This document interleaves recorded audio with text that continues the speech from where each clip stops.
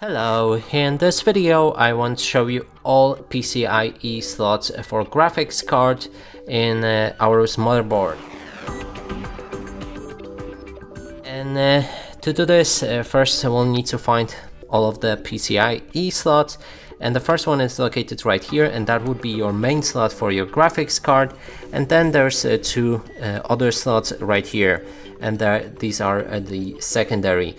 So first one has 16 pins for your graphics card, and then the other two have 4 slots only, I mean 4 pins only, and you can also read it right here. And that's it for this video. Hope you like it. Please consider subscribing to our channel, leave a like and a comment below.